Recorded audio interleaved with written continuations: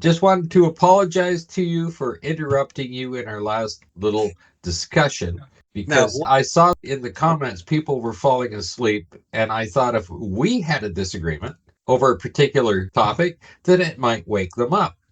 And after that, I was looking at the comments. I didn't see anything, I mean, other than the fact that the Avro Arrow was, in fact, one of the finest flying machines in the late 1950s, far superior to anything else. And my knowledge of it, because I knew somebody that actually worked on that project, and he gave me the inside track on what actually happened to the thing. And like he said, the U.S. military was sitting there with their transport planes, tons of tractor trailers, all of the CIA, FBI guys there blocking people off not to get onto the facility. And they cleaned everything out. He said when he walked into his office, everything was gone. And yeah. he was the head accountant for the project. All the employee files, everything else was gone. And he did say that there was a few drawings that some of the architects and the drafting people, they said they did some of their work at home. They still had a few of their architectural drawings of that machine. Now, I was just going to ask, because I didn't at the time, what year was this happening that they took all those planes and the staff away? End of 58, I think. End of 58. Yeah. Okay. Now, what's the Avro plane, that circular one that we've seen pictures of? Nope. Okay. No. The Avro Arrow was the wedge-shaped wing design, and it had rectangular intakes for the engine, which, if you look at the new F-22 Raptor, it's basically the same machine. Okay. That was the plane I was talking about. That's the sled driver. I was just using that as an example of what was being done at the time of Apollo, because the SR-71 was being developed at the same time by probably much the same people, because it was Lockheed who built the SR-71. They started in early 1960s.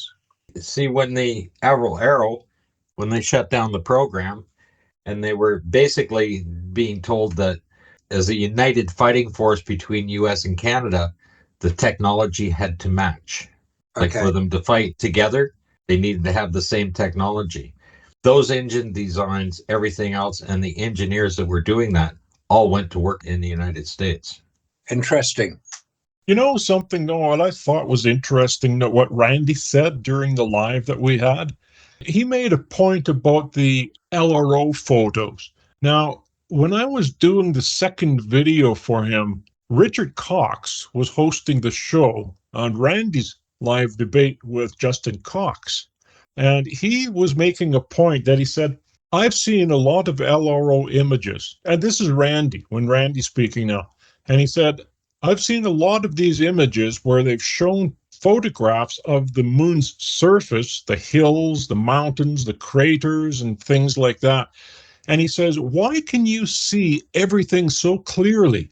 But then when you take the LRO photos and look at those, and I'm talking about the new ones, not the ones that were taken in 97. I'm talking about the ones that were taken in 2000. And all you can see is this fuzzy thing, but you can't identify it.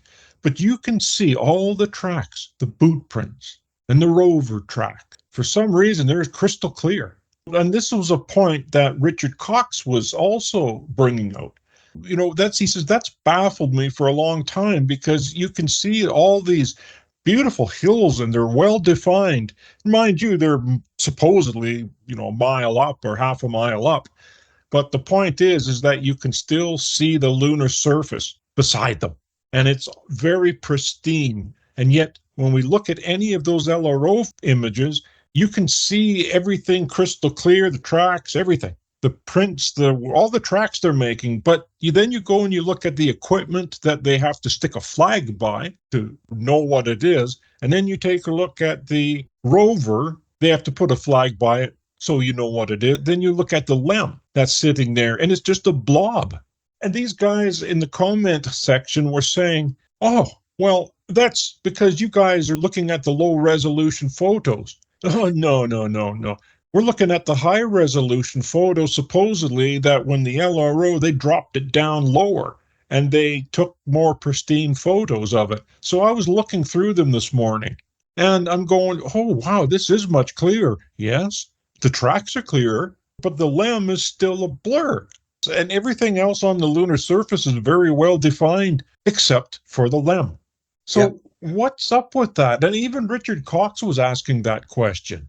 I've never seen a picture of the LEM on the surface in the LRO pictures. Oh, by the way, they were taken in 2009. And I've never seen one that has any clear image of the lander. There's a big arrow pointing at it saying lander or whatever, but there's no clear image of it. And then they were talking about the Chinese and the Japanese. When I was looking at the comments this morning, and Yep. the Chinese and Japanese, well, that's interesting because one fellow was claiming that Raza Vihari said that China did show photos of these LRO images. I can't find them, and I don't ever recall Raza saying that. Raza said they'd found traces of Apollo. They didn't say anything more than that. Traces of Apollo. Now, that could well be some of the rockets that crashed onto the surface, and they would be unmanned. But they were trying not to antagonize NASA by saying that they had seen it. The Chinese have never produced any photographs that they took of the landers, and nor have the Indian Space Agency have not produced any photographs officially, and nor have the Japanese. So I thought Vikram was the one that took that photo of that three-legged something that was laying there. Yes, that's not an Apollo lander. That's more than likely going to be the Surveyor craft, which is an unmanned craft which did land on the moon. And that's been examined by Jarrah White very extensively. And he confirms that it is a Surveyor, not an Apollo. Well, that's interesting because I took that photo and I put it in my editor. And I started spinning it around, blowing up and spinning it around and cleaning it up. But by the time I got it way the heck over, it was about 3/4 of the way rotated. Yeah. Now it looks like the LEM. But there's a problem. There's literally one little piece missing. Yeah. So it still doesn't match. No, it doesn't. It doesn't match. The Surveyor craft did have 3 legs. And the Indian Space Agency, Indian Space Organization, have never produced an official photograph. That 3-legged craft came from a PowerPoint presentation shown online, and somebody took a screenshot of it. But the Indian Space Agency have never officially issued a photograph. And yet Wikipedia says that that came from the Chandrayaan-2 probe. I still think that any of those shots that they've been using have been recreated and simulated either here or in a studio or whatever, or done off their big plaster maps. Yeah, but look at this. Look how simple it is to make an LRO image. I've shown that many times, and I've shown it again. And all you have to do is go to any of the craft that have the camera out the window when they're taking off. And as soon as it tips down, you'd go, snap, there you go, blow it up, clean it up. Oh, by the way, you have to turn it into a black and white because they didn't have enough money to send a color camera on the LRO this time. And here's another point that they were making in the debate, and I believe Richard Cox mentioned this, but he said, why is it that we can get such clean and pristine images from his Google Maps? He says, I could see my car in my yard. And we're not talking about taken from a helicopter. Yeah, they do use some taking from way up there in the helicopter. Then they mold it in with the satellite images. So you can still see the house before they go down lower and grab the helicopter image. You can still see that there's something in his driveway. But now they have satellites that can take, I think it's 4 pixels wide now. It's military. It's just crazy what they can get. But back in those days, you could still obtain really good photographs from the GeoEye satellite. And we've seen it with a London Eye. So you can't tell me these guys in 2009, you can't tell me that they didn't have a proper camera on that craft. It makes no sense to me, right? And this is what Richard Cox was saying. And he's a pro-NASA fan, I believe. There's some good points that Randy made on that. I think it's becoming clear that the LRO pictures are not persuasive, to say the least. And as you've shown, it's very easy to create that sort of image if you want to blur it up a bit and make it look a bit sort of decrepit.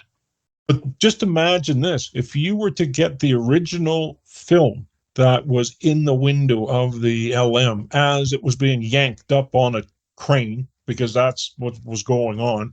I mean, when I look at the Apollo 11 footage, it's the worst. It just rocks. And by the way, it has a rhythm. You're only going to get that on a wire. You're not going to get that by firing a retro this way and then kicking it the other, firing it, kicking it, firing it. Eventually, it's going to come to a stop pretty darn fast. You can't do that with a wire or a cable. It's going to just keep rocking until it finally stops. And it's going to take a long time. Yeah, it is. It's a good point. What you said about that is because they're not independent. They're coming from NASA. Well, that's the same thing when it comes to the moon rock. NASA is going to claim that the moon rock has these particular markers in it. Then they send them the samples with those particular markers in it. They do the testing, find it, and say, oh, we've confirmed it. But those moon rocks look very volcanic to me, the way they have the pits in them. You know, the holes, those tiny little holes. It looks like pumice. Yes, most of them do look like that. It's supposed to look like volcanic rock because the narrative states that the moon was volcanic in its distant past. So, of course, they're going to produce volcanic rock. But we don't know that they were volcanic. Well, does your rock have pits in it? Yeah, I'll show you. And the other thing is when they're talking about the impact and creating glass shards, volcanic rock hitting the water does exactly that as well, right? Oh, yes. Yeah. Yes, that's right, too. Yeah, it almost looks a little bit like Christmas cake, too, doesn't it? It does, yeah. It's very similar to a lot of the moon rocks on show. Yeah, the other side. Got raisins, pecans, and what do you got? Dried cherries in there? It's got almonds in it. Oh, there's the holes. Yeah, there they are. You see them there? Yeah. Yeah. Oh, yeah, look at that. We'll have to confirm that that is a moon rock. It's definitely a piece of moon rock. And all you have to do is wait for somebody to independently go to the moon to confirm it. Yeah. Well, we just have to send it to McToon. That's a piece of granite from the Giza Plateau. There's no holes in it. Exactly. Granite doesn't have holes in it. And there's the moon rock. They're quite different. That black mark there, by the way, is what happens when you put Brown's gas generator to melt granite. That's what it does. If you put oxyacetylene torch onto granite, it'll explode it because all the constituent parts of the granite heat up at different rates. And if some get hotter and bigger than others, it will explode.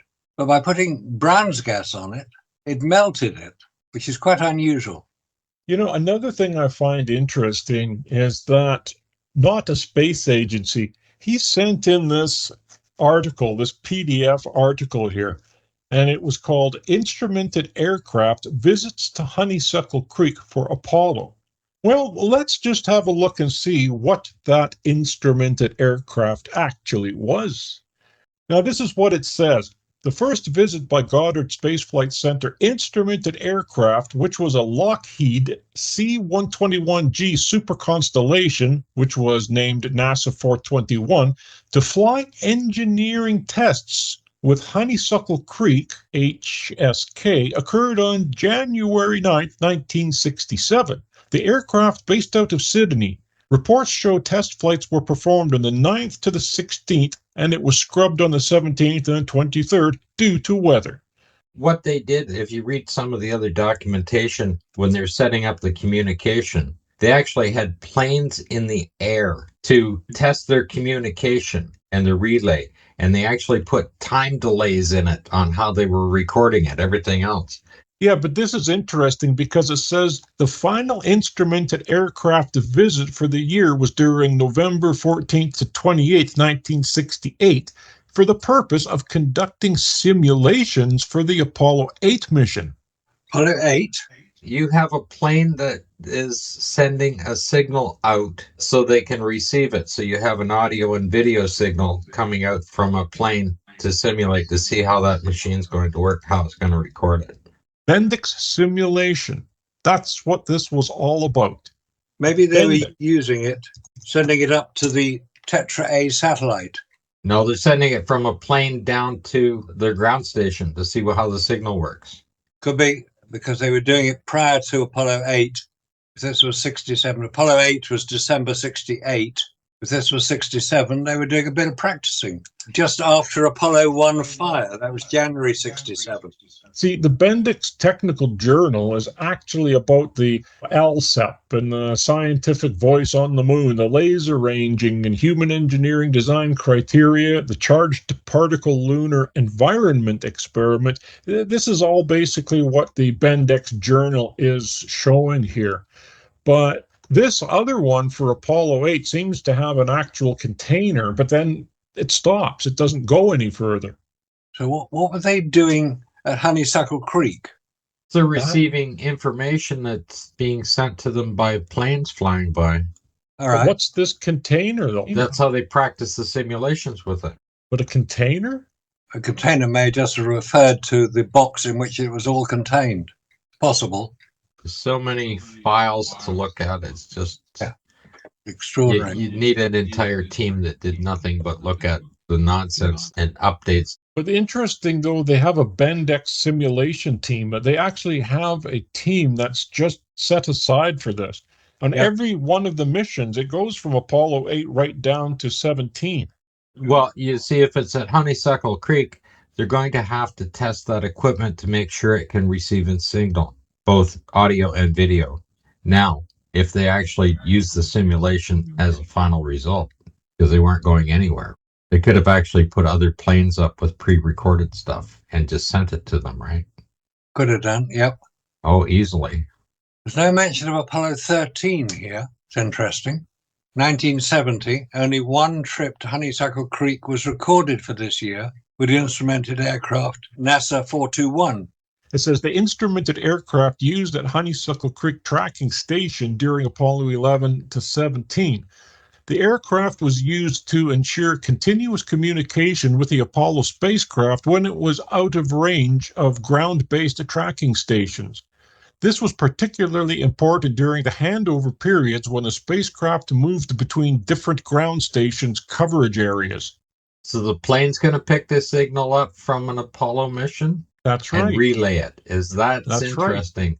What kind of a dish on an airplane is going to be able to lock onto a digital signal?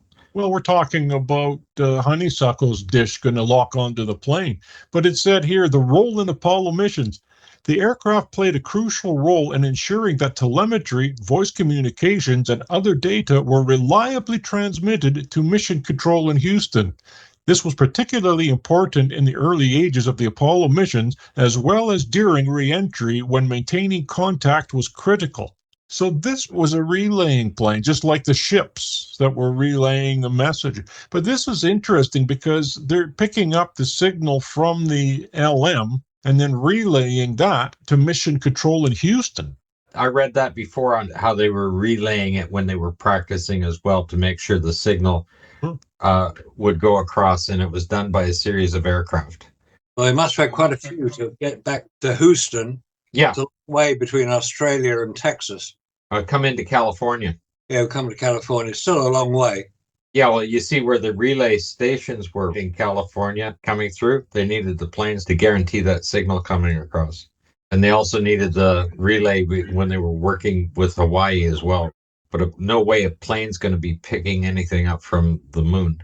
I mean, how can a plane pick up a signal from the moon when Honeysuckle Creek had a massive dish out there to receive signals? So where was Honeysuckle Creek receiving these signals from then?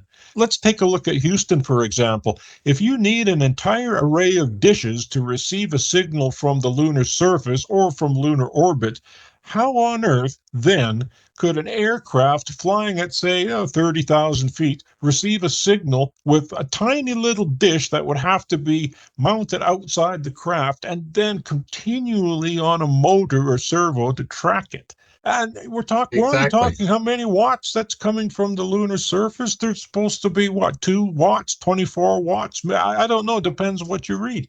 So how is that airplane going to pick this up with a tiny little dish, and yet you need a whole array of dishes at Houston to pick the same signal up?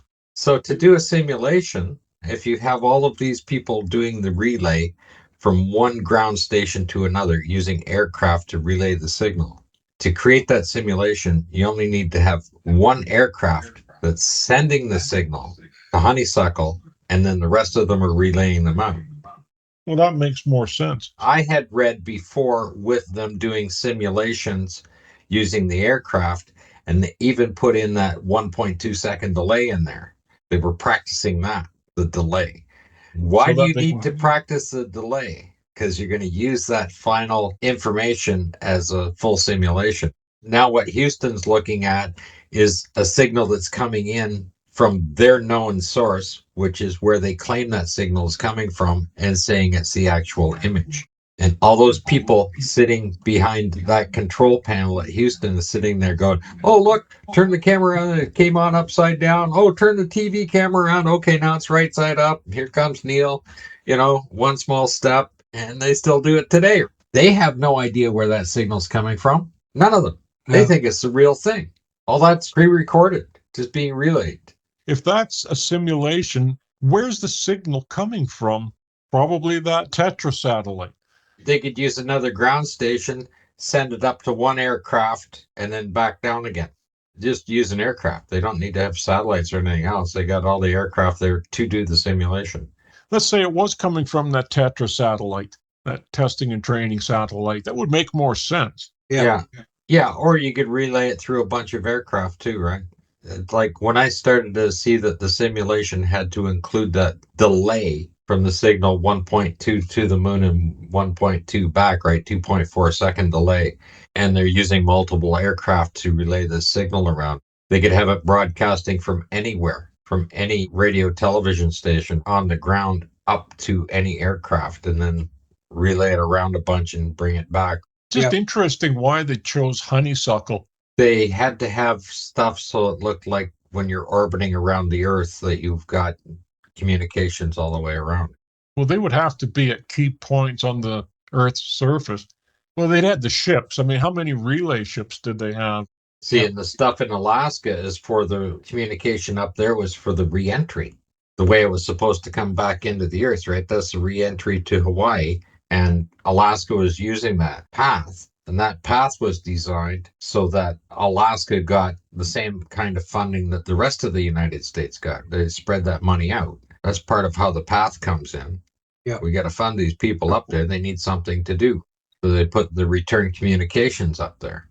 The aircraft visited Honeysuckle Creek on April 12th to 20th, 69 for Apollo 10 and 11 simulations.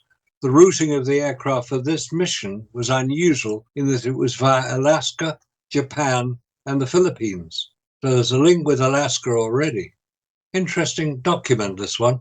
When you really start to look at the details and the risk that's involved there and what should have been in place for those astronauts, you take a look at Apollo 11, how Neil's first 20 minutes when he's describing the surface and stuff like that, they went from that to Apollo 12, where they're knocking the camera down, knocking over pieces of equipment, joking around, being idiots, falling down on their knees, everything, They weren't taking it seriously. Neil was a very different character. He was much more professional in his job. I think more of a very quiet family man at best when it comes to that. But all the rest of the characters were just horsing around on the set. Look what Alan Bean's doing with his little sketches and stuff. They're putting that all together. That would never happen. None of that stuff would happen. Not when your life is at risk. And you're doing it for the first time. Everything is for the first time. Allegedly. Yeah, but if they actually were there, everything is the first time. They would take extreme care over it. I mean, every footstep would be thought about in advance, because how do they know that the ground was solid enough to support their weight? They wouldn't know if there was a little fissure or crack in there that's just covered over with dirt. Imagine if they broke their leg. Yeah. What about lunar quicksand? That's what they thought they were going to encounter, which I believe that's why Neil had himself tethered off to the limb. I mean, let's face it, they still could have done that outside underneath that big crane. They could have. They could have done everything there because they had all the craters. Another thing that was interesting, too, is that they had, I believe, 3 different crater sites. They had the one underneath that crane. They had another one up further to the, let's see what would be, that would be the east, and then they had one further down to the west. So there were 3 crater pits. They could have moved that LEM anywhere in that area because you're going to have to get different scenery. So if you have 3 different locations, you can move it this way and turn it this way, and you can make the craters look all different. Mix them up. Maybe that's where it was, and maybe there was quicksand there. Maybe that's why he got tethered off. And there's nobody to rescue you on the moon, is there? When you're talking about that, that would kind of belay running around on a rover, wouldn't it? Because now you're traveling across at speed, and all of a sudden you hit a big and you're gone. Oh, that's right. Yeah. Where's the tether for the rover? If there was that kind of thing happening there, I mean, you wouldn't be traveling at that speed. You'd want to know that you have a proper footing and that there's structure underneath you when you're traveling.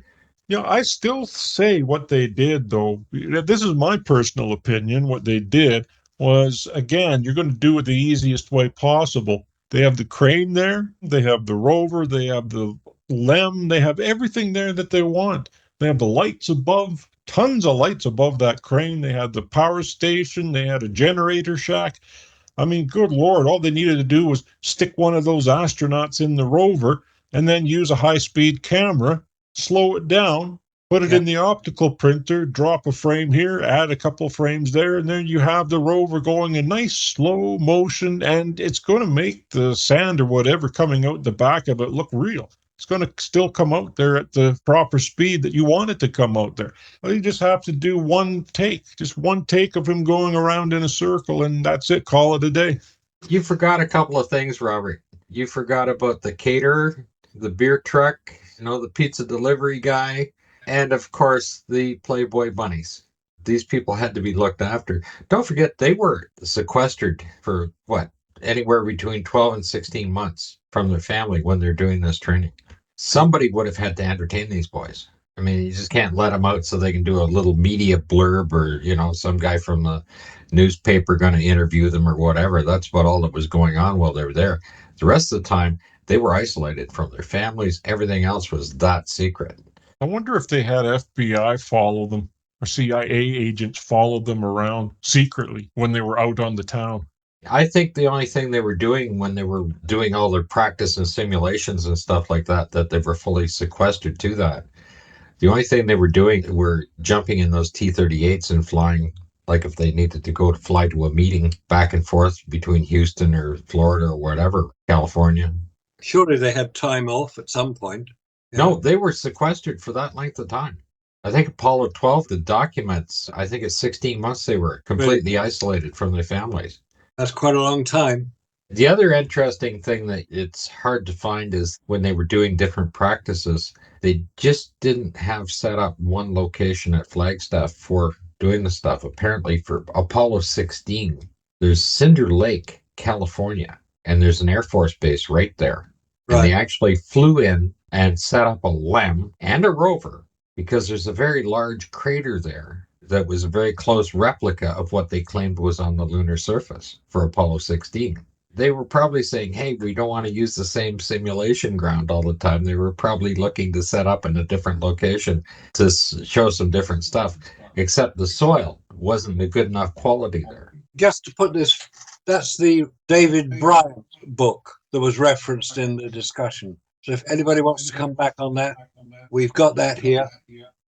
Plus the space flight thing. That's the point you mentioned. The guys who buy these things, was it the flag, sold for $162,500. That flag. Really? Yeah. And that was the largest size American flag signed and certified by Michael Collins, Apollo 11. $162,500. That's a lot of money. Listen, when this finally comes to the light, those people are going to be wanting their money back with interest. Oh, yes. I'm waiting to see if they're going to start selling off the diapers that they didn't use because they were flowing as well. Right? Yeah. NEXUS Magazine. 2 types of people in the world. Those who read it and those who are about to. Great magazine. Great magazine. Great magazine. Great magazine. Great magazine.